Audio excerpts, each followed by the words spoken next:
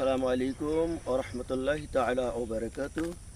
সুপ্রিয় দর্শক, আপনারা দেখছেন আমি এই যে আমার পাশে তেঁতুল গাছ আমি হাত লাগিয়েছি। এই তেঁতুল গাছ এর ভিতরেই পাশে দাঁড়িয়ে আমি কথা বলছি। আর তেঁতুল একটা ভালো ফল আর কি। এটাতে যদিও টক, কিন্তু এখানে ভিটামিন বি পাওয়া যায়। তো ওই তেঁতুল একটা এদেশের ভালো, বাংলাদেশের একটা ভালো সম্পদ। এটা খুবই টক ফল। অবশ্য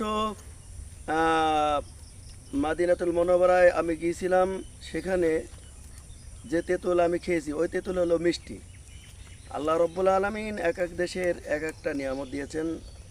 মাদিনাতুল মুনাওয়ারায় যে তেঁতুলটা আমি নিয়েও এসেছিলাম এবং ওখানে খেয়েছি, মদিনার মানুষগুলাও যেরকম ঠান্ডা, শান্তশিষ্ট স্বর্ণের মানুষ, ওরকম ওখানকার ফল ফলালু একই অবস্থা।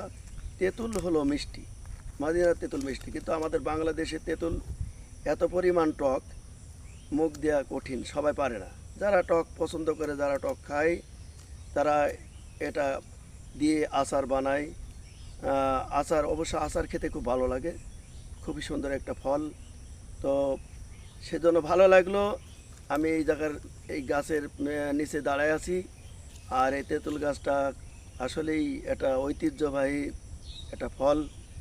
এই গাছ এর পাশে দাঁড়িয়ে আমার এই কথা বলতে ভালো লাগে। আল্লাহ পাক রব্বুল আলামিন মানে বাংলাদেশে বিভিন্ন রকম নাজ নিয়ামত আল্লাহ দান করেছেন, তার ভিতরে ঠিক এই তেঁতুল গাছ একটি।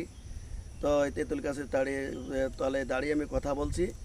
যদি আমার এই ভিডিওটি যারা দেখবেন এবং দেখছেন, তাদের যদি ভালো লাগে, আপনারা আমাকে একটি লাইক, কমেন্ট, শেয়ার এবং আমার চ্যানেলটি সাবস্ক্রাইব করবেন। ধন্যবাদ।